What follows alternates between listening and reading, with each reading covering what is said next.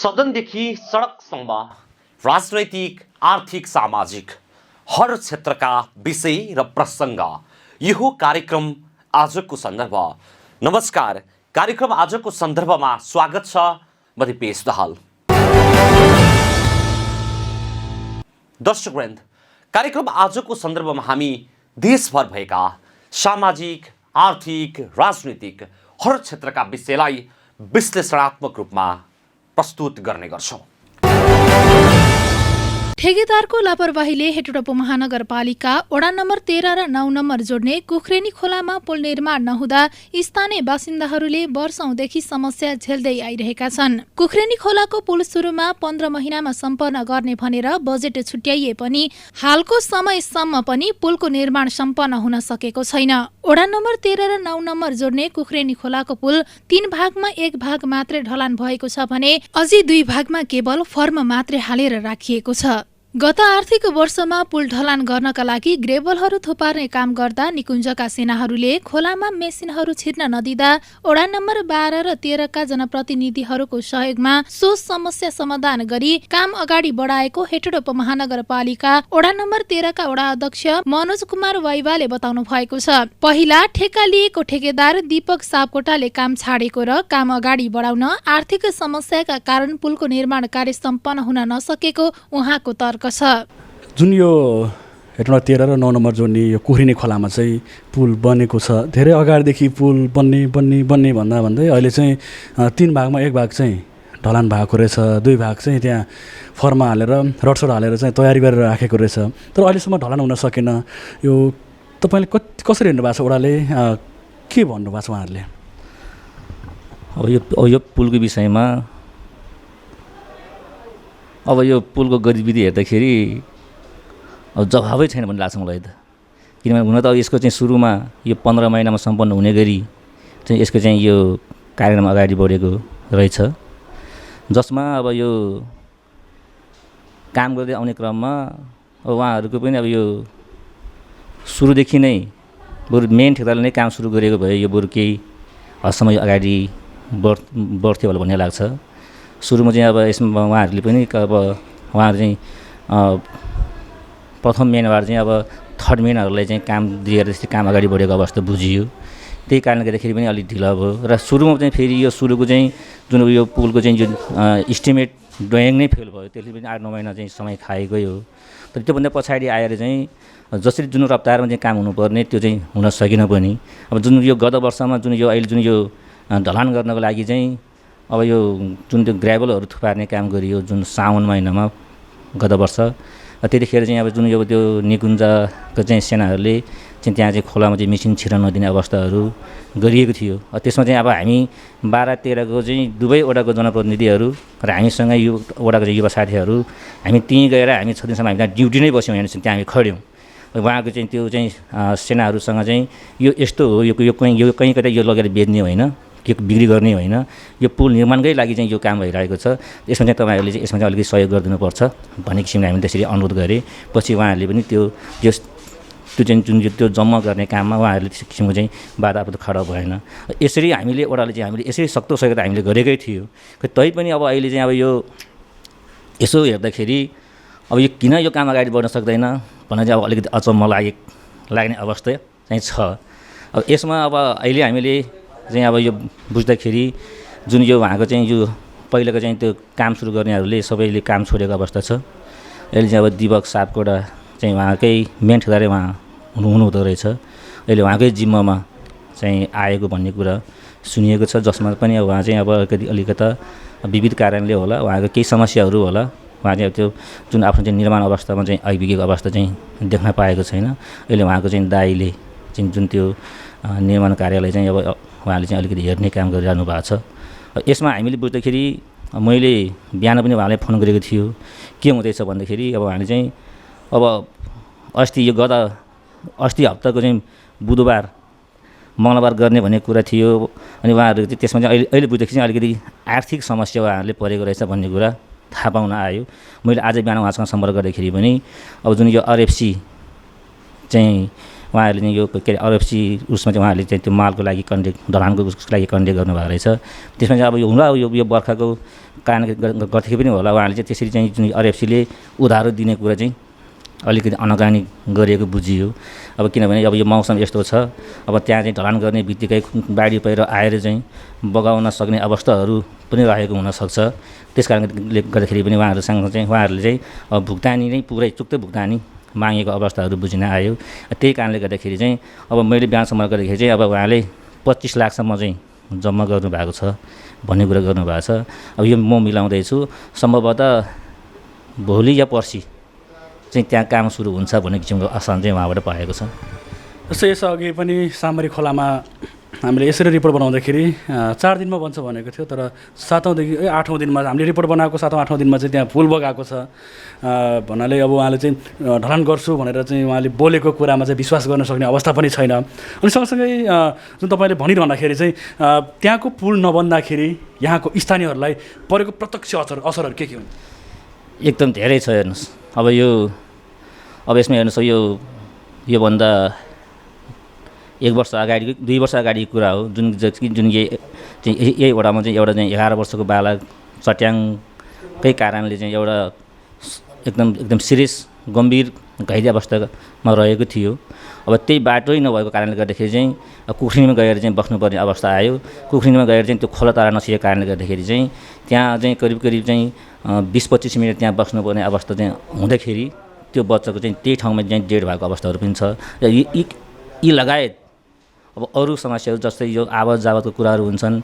जुन यो हेटौँडा 13 र 12 को चाहिँ जति पनि यो व्यवसायमा लाग्ने चाहिँ व्यावसायिक साथीहरू भयो, जुन यो अब अरू चाहिँ विभिन्न किसिमको चाहिँ आफ्नो चाहिँ दैनिक कारोबार गर्नेहरूलाई धेरै समस्या छ। हेर्नुहोस्, अब यो हेर्नुहोस्, अब त्यहाँ यो खोलामा त अहिले चाहिँ यो जुन किसिमले त्यहाँ चाहिँ अहिले यो निर्माण व्यवसायहरूले चाहिँ त्यहाँ चाहिँ त्यो स्क्रुपहरू त्यहाँ ल्याएर राखेको चाहिँ कारणले गर्दाखेरि अलिकति केही सहज चाहिँ भएको छ।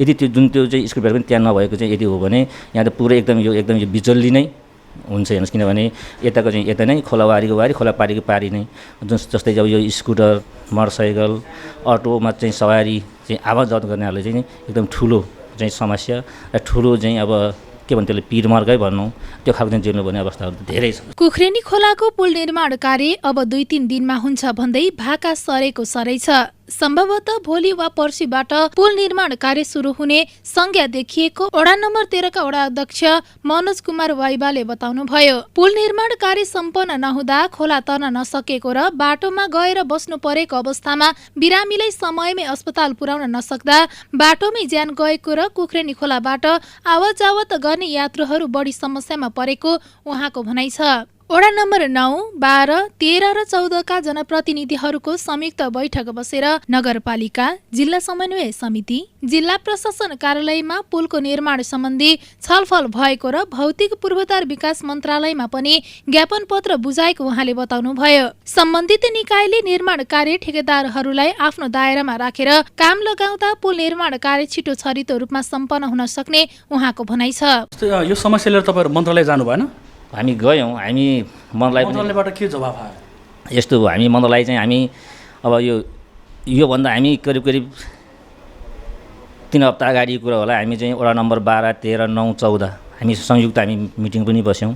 संयुक्त मिटिङ बसेर चाहिँ यही पुलको विषयमा हामीले चाहिँ नगरपालिकालाई घचघच्याउने काम गरियो, जिल्ला समन्वय समितिलाई घचघच्याउने काम गरियो, जिल्ला प्रशासन कार्यालयलाई घचघच्याउने काम गरियो र अनि मन्त्रालयमा पनि हामीले एउटा ज्ञापन, भौतिक पूर्वाधार विकास मन्त्रालयले पनि ज्ञापन पत्र दिने काम गरियो र राष्ट्रिय निकुञ्जलाई पनि हामीले चाहिँ यसले चाहिँ अब यो खोलालाई एक किसिम अहिले चाहिँ अब यो खोलाको चाहिँ बढ्ने अवस्था छ, यो पुललाई पनि एउटा सेक्युरिटी हुने र अब जुन जो दयाँ बयाँको चाहिँ खेतीबालीहरूले पनि यसले अलिकति संरक्षण हुने किसिमले चाहिँ यसलाई यो खोलालाई चाहिँ के भन्छ ल्याङ्गिङ यसरी यसले त्यो ग्रेभल चाहिँ ट्याक्क 2 साइडमा चाहिँ यसरी चाहिँ राख्नको लागि चाहिँ केही व्यवस्था मिलाउनु पऱ्यो भन्ने किसिमले हामीले त्यो पनि गरियो। त्यो गर्दाखेरि त्यसैको फलस्वरूप लाग्छ चाहिँ अहिले चाहिँ जुन किसिमको चाहिँ अब हुन त त्यो बेलामा यो काम चाहिँ अलिकति कामको निर्माण कार्य बन्द नै अवस्था थियो हैन। त्यहाँदेखि पछाडि चाहिँ जुन यो निर्माण कार्यमा चाहिँ अब उहाँको चाहिँ निर्माण व्यवसायहरूले चाहिँ अलिकति तरा रूपले चाहिँ देखायो। जुन अहिले जुन यो रड बेन्डिङ कामहरू बाँड्ने काम गरियो, जुन फर्मा कामहरू बाँड्ने काम ठोक्ने काम गरियो, त्योभन्दा पछाडि भएको काम हो यो चाहिँ। त्योभन्दा पछाडिपछि चाहिँ अनि उहाँहरूले त्यो एउटा स्क्रिप्टहरू त्यहाँ ल्याएर राख्ने काम गरियो। जुन चाहिँ पहिला निर्माण भएको चाहिँ ढलानतर्फ चाहिँ पुरै त्यहाँ ग्राभलको थुप्राहरू थियो, 3-4 थुप्राहरू, त्यसलाई हटाउने काम गरेर अलिकति खोलालाई चाहिँ निकासा दिने कामहरू चाहिँ भयो। अब त्यो पहलले गर्दाखेरि त्यतिसम्म चाहिँ भयो भन्ने हामीलाई लाग्छ। जस्तो कि यसअघि पनि सामरीको पुलमा चाहिँ ढलान गर्न ढिलाइ गर्दाखेरि चाहिँ खोला बढेर बगाएर चाहिँ भत्केको थियो। यहाँ पनि त्यस्तो अवस्था नआउला भन्न सकिन्न। ठेकेदारले भन्न आउँछ 1-2 दिनमा ढलान गर्छु भन्दा छ, तर के लाग्छ तपाईँलाई 1-2 दिनमा ढलान हुन्छ? अब यसमा यस्तो छ, अब विश्वास नगरौँ पनि अब त्यो कुरा चाहिँ अब हामीले त्यति साह्रो ज्ञान हुँदैन। अब विश्वास गर्दाखेरि चाहिँ अब गर्छु भन्नुहुन्छ, त नहुँदाखेरि चाहिँ अब यो चाहिँ अब एक किसिमको यो चाहिँ अब उहाँहरूले यो टार्ने काम हो कि जस्तो मलाई लाग्छ कहिलेकाहीँ। त्यसमा तपाईँको एउटा ठेकेदारलाई र सम्बन्धित निकाय मन्त्रालयले तपाईँ के भन्न चाहनुहुन्छ? अब यसमा चाहिँ अब म के भन्न चाहन्छु भने अब जुन यो यसमा चाहिँ अलिकति चाहिँ यो निगरानी गर्ने निकायले चाहिँ अलिकति चाहिँ जुन यो निर्माणकर्ताहरूलाई जुन यो ठेकेदारहरूले चाहिँ जुन किसिमको चाहिँ आफ्नो चाहिँ उसमा दायरामा राखेर चाहिँ काम लगाउनु पर्ने हो त्यसो चाहिँ गरिदिनु भए यो चाहिँ काम अलिकति छिटो र छरितो किसिमले अगाडि बढ्ने थियो होला भन्ने लाग्छ। यो मन्त्रालयले त्यो किसिमको एउटा चाहिँ चासो लिनुपर्छ भन्ने लाग्छ। हुन त यसको चाहिँ यो पूर्वाधार विकास मन्त्रालय कार्यालयको चाहिँ अब अस्ति त्यहाँ खोलामै आउनु भएको छ डी साहबहरू इन्जिनियर साहबहरू, उहाँहरूले पनि हामीले भन्यौँ यसमा के छ त भन्दाखेरि उहाँहरूले पनि अनि यसमा हामी एकदम लागिपरेको छौँ, यो काम गर्नै पर्छ, यतिकै छोड्नु हुँदैन। हामीले चाहिँ जुन चाहिँ ठेकेदारलाई हामीले एउटा गच्छ जाने काम चाहिँ गरिएको छ भन्ने किसिमले उहाँहरूले पनि त्यो खालको एउटा चाहिँ आश्वासन चाहिँ दियो। त्योभन्दा पछाडि पनि हामीले फेरि त्यो निर्माणकर्ताहरूले चाहिँ सल्लाह गर्दाखेरि चाहिँ उहाँहरूले मैले अघि पनि भने फेरि दोहोऱ्याउँछु, मैले बिहान पनि सम्पर्क गर्दाखेरि उहाँहरूले चाहिँ अब त्यही अब अहिले चाहिँ यो आरएफसी भने हाम्रो के अरे हाम्रो इन्द्रवाणी दाइको आरएमसी उहाँको चाहिँ त्यो कम्पनी हो जस्तो लाग्यो होइन। उहाँको चाहिँ त्यो त्यहाँ चाहिँ त्यो कम्पनीमा चाहिँ काम गर्ने के छ उहाँको चाहिँ म्यानेजर कर्मचारी होला, अहिले काठमाडौँमा जानुभएको छ, आज आउँदैछ। अनि अब त्यो आइसकेपछि हामी भरे भेट्छु, जो सम्भवतः भोलि या पर्सि चाहिँ अब काम सुरु हुन्छ भन्ने खालको चाहिँ त्यहाँ अहिले चाहिँ दिवाग सापको चाहिँ दाइले हामीले त्यो खालको एउटा आश्वासन चाहिँ दिएको अवस्था छ। धेरै वर्ष बितिसक्दा पनि पुलको निर्माण कार्य सम्पन्न हुन नसक्दा आवत जावतमा धेरै समस्या भोग्नु परेको साथै धेरै मात्रामा सवारी साधन दुर्घटना हुने गरेको स्थानीय बासिन्दाले बताएका छन्। समस्या त धेरै समस्या छ नि। अब यो पुल बनेको बन्न सुरु भएको नि 6-7 वर्षको काम त भइहाल्यो होइन। अब गाह्रो भने त अब यो अब ठाडो खोला हो, अब छिनमा जाँदा यो बाटो त भत्किनै रहन्छ। अब फेरि यो बाटो आउनु नपाएर हामी त उताबाट मुजुदाप भएर घुमेर जानुपर्ने हुन्छ। तपाईँको यहाँबाट अब हामी अब पदमपुर चोकबाट 6-7 किलोमिटर छ भने तपाईँको हामी उताबाट घुमेर जाँदा 12-13 किलोमिटर पर्छ। उता पनि त्यही हो, सिलाप हालेको बाटो छ। समस्या त धेरै आइरहेछन्, कति गाडीहरू बाटोमै अब खसिरहेको हुन्छ, कोही डुबिरहेको एकचोटि त्यहाँ खस्यो पनि गाडी सिलापबाट। धेरै समस्या त धेरै छ यहाँ बासिन्दाहरूलाई, अब आउजाउ गर्न गाह्रो छ। अब खोला तर्न नि गाह्रो हुन्छ, समस्या धेरै समस्याहरू छ। अब त्यही हो, अब अलिकति नेताहरू पनि अलिकति डर हुनु पऱ्यो। अब जसलाई दिएको छ ठेक्का दिएको छ तिनीहरूबाट 2-3 जनाबाट गएर फेरि अहिले हामीले सुन्न आएको चाहिँ पुरानै ठेकदारलाई आएको छ अरे फेरि भन्ने कुरा सुनेको छ हामीले चाहिँ। वास्तवमा त अब चाहिँ कुरा चाहिँ भइरहेको छ कि अब तत्काल हुन्छ यो बर्खाभरि हुन्छ भन्ने कुरा पनि गरिरहेको थियो। अब अहिलेसम्म हुन सकेको चाहिँ छैन। अब यो बर्खाभरिमा अब गाडी चल्छ पुल माथिबाट भन्ने कुरा नि भइरहेको थियो। अब अहिलेसम्म हुन सकेको चाहिँ छैन। अब समस्या त धेरै छ नि यहाँको बासिन्दालाई। अब यो बरु पुल नबनाए भए त्यही सिलाप चाहिँ त्यही बाटोबाट हिँडिरहेको थियो। अब भएको सिलाप पनि भत्काइदिइहाल्यो, त्यो माथि अब पुल बनिरहेको पुल पनि बनाएको छैन। समस्या त्यो समस्या भइहाल्यो नि। पहिला पो त्यति समस्या थिएन, अहिले झन् समस्या भयो कि। धेरै समस्या छ अहिले त धेरै। अहिले पहिला हेर झन् धेरै नै कि त्यो सिलाप हुँदा फेरि त कमसेकम अब ढल चाहिँ उठ्यो, पाइप मुनिबाट पानी जान्थ्यो, माथिबाट हिँडिरहेको हुन्थ्यो सिलाप। अब त्यही सिलाप माथिबाट उनीहरूले बनाइदिएपछि त अब झन् अब पुलबाट हिँड्न पाएन, बगरबाट हिँड्ने कुरो भएन। समस्या त यसै समस्या भइहाल्यो नि। यसै गरी धेरै वर्ष बितिसक्दा पनि कुख्रेनी खोलाको पुल निर्माण नहुँदा बर्खाको समयमा आफ्नो ज्यानको माया मारेर आवत जावत गर्नु परेको साथै धेरै दुर्घटना घटिसकेको अर्का स्थानीय बासिन्दाले बताएका छन्। यो बर्खा टाइममा त साह्रै समस्या छ हेर्नुहोस्। अब आउने जान नि बेलुका यसो के अरे पानी अलिकति आयो भने पुरै बाढी आउँछ। बाढी आएपछि त हामीलाई पारीको वारी पारी हुन्छ। धेरै समस्या हजुर। के गर्नु, सरकारले के भन्न चाहन्छ भने छिटोमा छिटो बनोस्, हामीलाई राम्रो होस्, सबै यताको वासीहरूलाई राम्रो होस् भन्ने चाहन्छु। त्यही हो। कुख्रेनी खोलाको पुल निर्माण नहुँदा बर्खाको समयमा आवत जावत गर्न निकै कठिन हुने गरेको र बाढी आउँदा झनै समस्या हुने अर्का स्थानीय बासिन्दाले बताएका छन्। समस्या त आफ्नो ज्यानैको माया फालेर गइरहेको छु। म यहाँ महेन्द्र माविमा पढाउँछु। म यहाँ 45 सालदेखि मैले पढाइरहेको छु। म यहाँ 45 सालदेखि पढाइरहेको छु। यहाँ खोला नहुँदाखेरि एक दिन त मेरो साइकलै बगायो। साइकल बगायो। साथीहरूले हाम्रो विद्यार्थी पढ्ने विद्यार्थीहरू आएर साइकल उधार गरिदियो। छाता गयो, चप्पल गयो। कहिले बन्ला भनेर आशमा आजसम्म बितिसक्यो। अहिले म यो लकमा घरमा थियो, अहिले आएको यो भर्खर 3-4 दिन भयो। अब जसरी पनि स्कुलमा किताब बाँड्नु छ भनेर आएको। पुल बन्या होला हे प्रभु, पुल नभनिसकेपछि त फेरि बगाउला। अब हामी बुढेसकाल लाग्यो। अब मेरो जम्मा जागिर अब 6 महिना मात्रै बाँकी छ। बनेको भए त यत्रो वर्षदेखि काम गरेको ओहो पुल बन्यो अब पदमपोखरीतिरको मान्छेको उद्धार भयो भनेर सोचेको, तर अहिले आज हेर्दाखेरि त यो यस्ताको त्यस्तै छ। किन यस्तो गरे होला भएको, कति मान्छेलाई दुख्दै एकचोटि त बसै यो खोलाले बगाएको हो। हाम्रो प्रत्येक सामनेमा बसलाई सिलाप थियो, सिलापबाट जान लागेको थियो, तर पानीले थाम्न सकेन अनि बगाएर बसै पुर्यो। पछि 2-3 दिनमा लगेर उखाडेर लग्यो। धेरै दुःख दिएको छ यहाँको मान्छेलाई, अति दुःख भएको छ। तर हाम्रो सरकारको के हो यो, कुन बेलादेखि यस्तो गरिया हो। यो बर्सातको बेलामा बनाउन खोज्छ, फेरि राम्रो काम पनि हुँदैन। यस्तै भइरहेछ। साह्रै दुःख भयो, साह्रै मार्का परेको छ यतातिरको जनतालाई। यता आवत जावतमा धेरै ठुलो कठिनाइ, धेरै ठुलो, सानो होइन धेरै ठुलो। जानकै माया मारेर अब जो जागिर छ जानै पर्छ, नगएको हुँदैन। त्यसरी छ यो पुलको समस्या। कुखुरेनी खोलामा पुल निर्माण नहुँदा स्थानीय बासिन्दाहरूले निकै समस्याहरू भोग्नु परेको छ भने बर्खाको समयमा बाढी तथा दुर्घटनामा परि कतिपयले ज्यान समेत गुमाइसकेका छन्। ठेकेदारको लापरवाहीले वर्षौंदेखि स्थानीयहरूले समस्या भोग्दै आएका छन्। यस विषयमा सम्बन्धित निकायले ध्यान दिन जरुरी छ।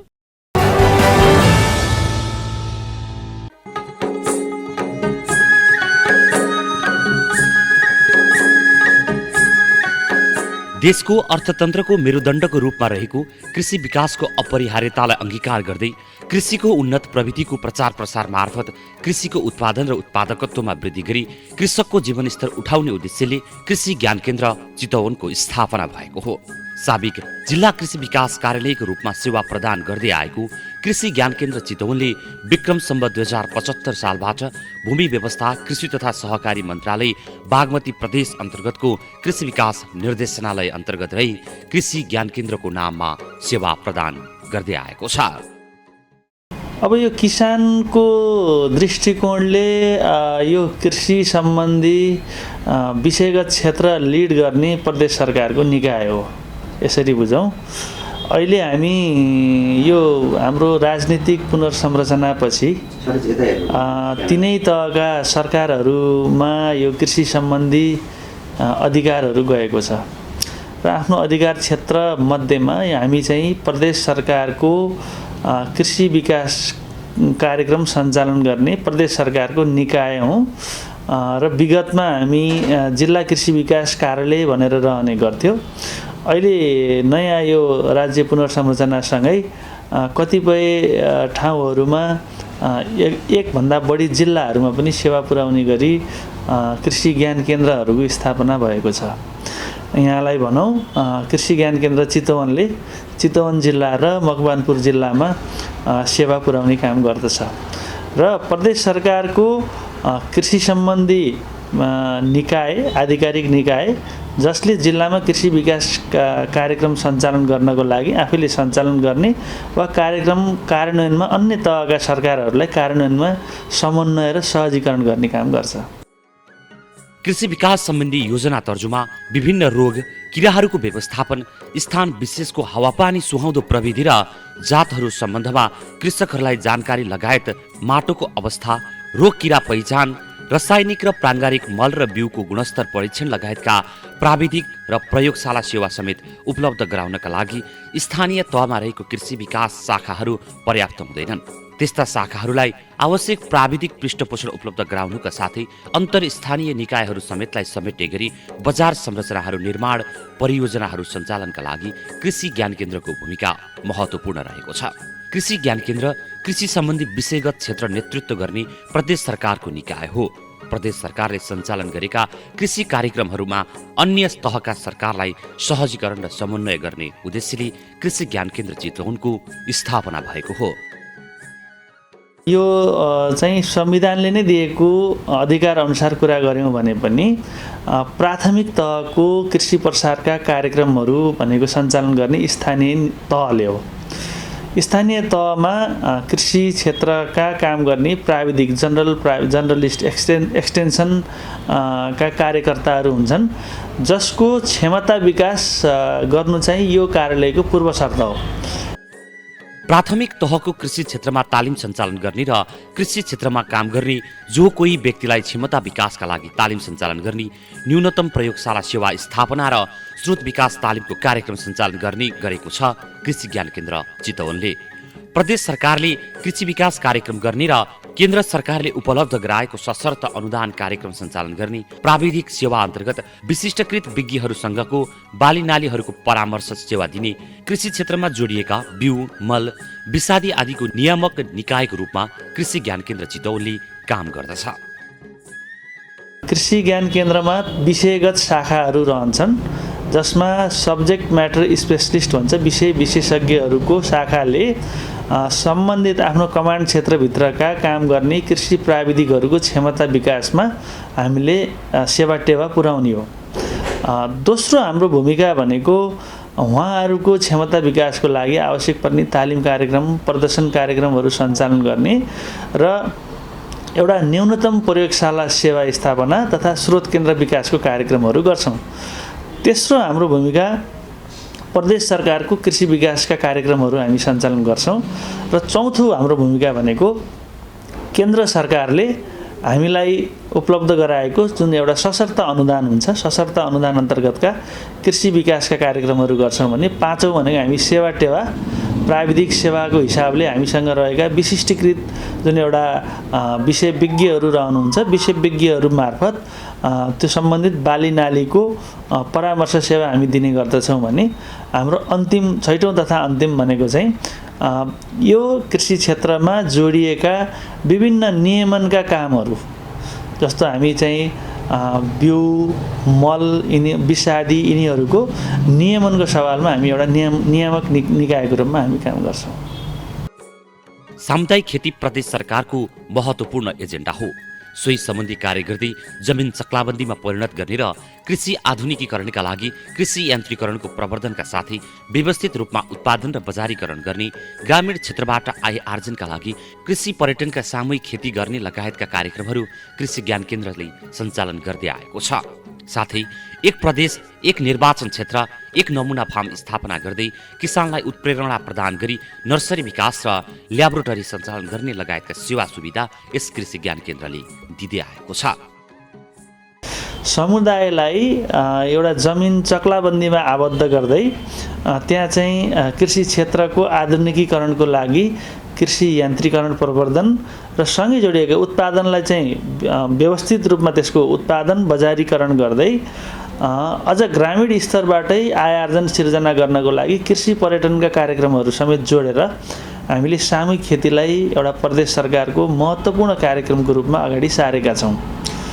दोस्रो, हामीले एक प्रदेश निर्वाचन क्षेत्र एक नमुना फार्म भनेर यो चाहिँ एउटा फार्मले एउटा नमुना फार्म स्थापना गर्दै त्यो नमुना फार्मले यो त्यसको पेरिफेरीमा सराउन्डिङमा रहने किसानहरूलाई एउटा प्रेरणाको स्रोत, त्यो सम्बन्धी खेती गर्नको लागि र आफैमा एउटा स्रोत केन्द्रको रूपमा विकास गर्ने गरी र ती स्रोत केन्द्रहरूले एउटा सामाजिक उत्तरदायित्व समेत वहन गर्दै प्रदेश सरकारको जुन कृषिको उत्पादकत्व वृद्धि गर्ने एउटा लक्ष्य छ त्यसलाई सघाउने गरी हामीले नमुना फार्म विकासका कार्यक्रमहरू गरेका छौँ। तेस्रो हाम्रो महत्त्वपूर्ण कार्यक्रम भनेको यहाँको चाहिँ स्थानीय स्रोत केन्द्र विकासको लागि नर्सरी विकासका कार्यक्रमहरू अनि त्यसपछि विभिन्न किसिमका ल्याबोरेटरी सर्भिसका कुराहरू हामीले सञ्चालन गरेका छौँ। यसका अलावा हामी चाहिँ यो विभिन्न बाली वस्तु राष्ट्रिय तथा स्थानीय महत्त्वका बालीहरूमा बृहत उत्पादनका कामहरू, पकेट ब्लकका कार्यक्रमहरू हामी सञ्चालन गर्ने गर्दछौँ। मैले अगाडि भनिसकेँ, यी बाहेक हाम्रा प्राविधिक परामर्श, सेवा टेवा र नियमनका कार्यक्रमहरू नियमित रूपमा चल्छन्। कृषि ज्ञान केन्द्र चितवनले विभिन्न बालीका परामर्श सेवा, बिउ बिजन तालिम तथा प्रमाणपत्र वितरण, अनुगमन, बिउ बिजन नवीकरण, प्रधानमन्त्री कृषि आधुनिकीकरण परियोजना अन्तर्गत कमान्ड क्षेत्रभित्रका प्राविधिक सेवा टेवा पुर्याउने, कृषि सम्बन्धी अनुदान कार्यक्रमका बारेमा जानकारी गराउने, सुपर जोन, जोन, ब्लक र पकेट क्षेत्र सञ्चालन समिति दर्ता गर्ने आदि जस्ता सेवा सुविधा कृषि ज्ञान केन्द्रले पुर्याउँदै आएको छ। हामीले किसानले के सेवा पाउनुहुन्छ, के प्रक्रिया गर्दा पाउनुहुन्छ भन्ने सवालमा हामीले नागरिक बडापत्र पनि जारी गरेका छौँ र हाम्रो आधिकारिक वेबसाइटमा पनि त्यो किसानले पाउने सेवाको विषयमा यहाँहरूले सूची हेर्न देख्न सकिन्छ।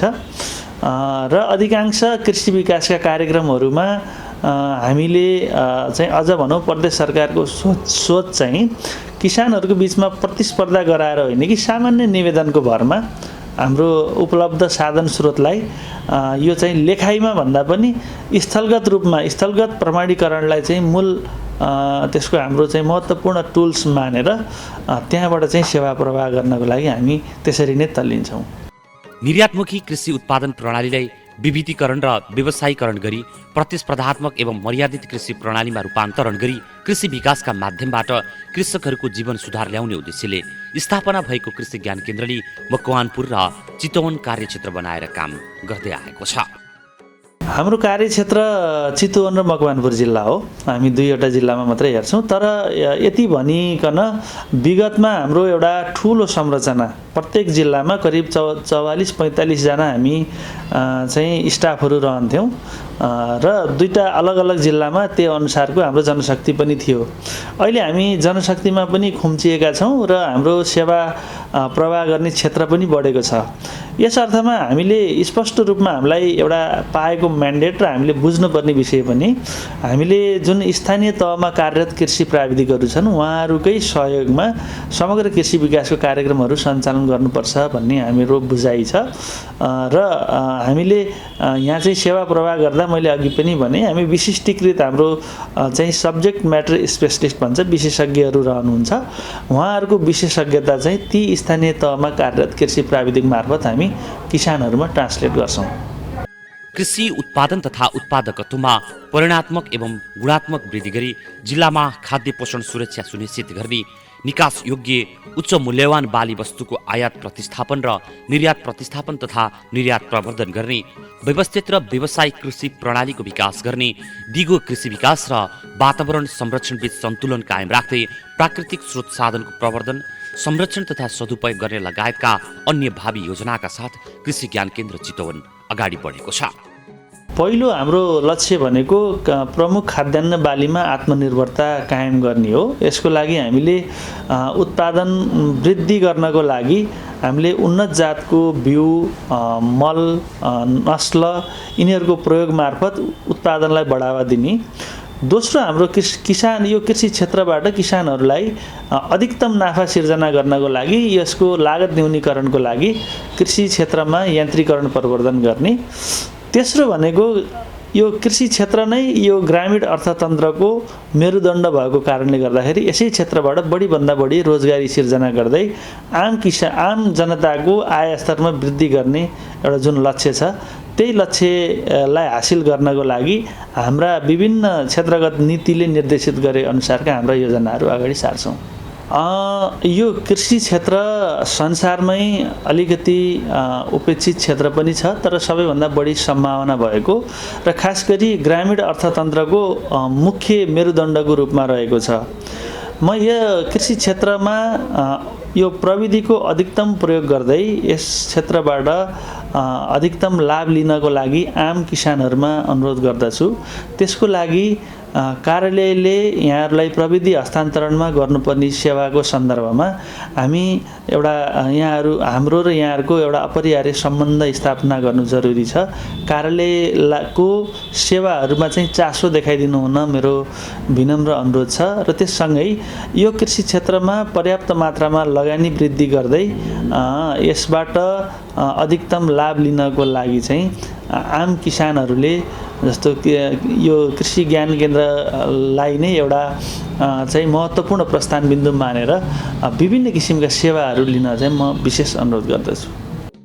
स्थानीय समस्यामा आधारित परीक्षण गर्ने प्रयोगशाला सेवाहरू प्राविधिक र कृषकको क्षमता विकास स्थानीय कृषि निकायलाई प्राविधिक पृष्ठपोषण बिउ बिजन तथा उन्नत नस्लको स्रोत केन्द्र विकास कृषि इन्टर्न कृषि पर्यटन कृषि तथ्याङ्क सङ्कलन कृषि व्यवसाय विकास सहयोग किसान कल सेन्टर सञ्चालन लगायत सङ्घ र स्थानीय तहबीचको सेतुको काम गर्ने जिम्मेवारी यस चितवन कृषि ज्ञान केन्द्रको रहेको छ।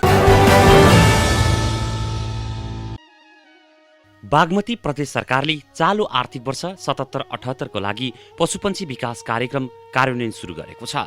निर्देशनालयले पशुमैत्री पार्क निर्माणदेखि फिस पार्क निर्माण गर्दैछ। मकवानपुरको मकवानपुर गढी गाउँपालिकासँग 50-50% लागत सहभागितामा पशुमैत्री पार्क स्थापना र सञ्चालन गर्न गाउँपालिकासँग सम्झौता भइसकेको छ। पशुमैत्री पार्क निर्माणका लागि निर्देशनालयले यस वर्ष 10 लाख रुपियाँ बजेट छुट्याएको छ। पार्कमा पशुपालन सम्बन्धी ज्ञानवर्धक सामग्रीहरू, घाँसका जातहरू, पशुका जातहरू, दुध तथा मासु उत्पादन बढाउने तरिका लगायतका बारेमा जानकारीमूलक होर्डिङ बोर्ड लगायतका अन्य संरचनाहरू निर्माण हुनेछन्। त्यसैगरी निर्देशनालयले अण्डा भण्डारणका लागि चितवनमा भवन निर्माण गर्न 1.5 करोड खर्च गर्ने प्रस्ताव आह्वान गरेको छ। अण्डा उत्पादक सङ्घको सहकार्यमा 50-50% लागत सहभागितामा 3 करोड रुपियाँ लागतमा भवन निर्माण पनि गर्दैछ। केन्द्रीय दुग्ध उत्पादक सहकारी सङ्घ 50% लागत साझेदारीमा मकवानपुरमा दुग्ध प्रशोधन कारखाना स्थापना पनि हुँदैछ। यसका लागि निर्देशनालयले 75 लाख रुपियाँ खर्चनेछ भने सहकारीले 75 लाख रुपियाँ बेहोर्नेछ। मत्स्य पालनको प्रवर्धन र विकासका लागि भन्दै प्रदेशले काठमाडौँमा फिस पार्क निर्माण तथा सञ्चालन पनि गर्दैछ। फिस पार्कका लागि प्रदेशले 25 लाख रुपियाँ बजेट छुट्याएको छ भने साझेदारले 25 लाख रुपियाँ खर्च गर्नुपर्नेछ। प्रदेश निर्देशनालयले मत्स्यपालक कृषकलाई निर्देशनालय मार्फत विद्युत महसुलमा 50% अनुदान दिने काम यसअघि नै अघि बढाइसकेको छ।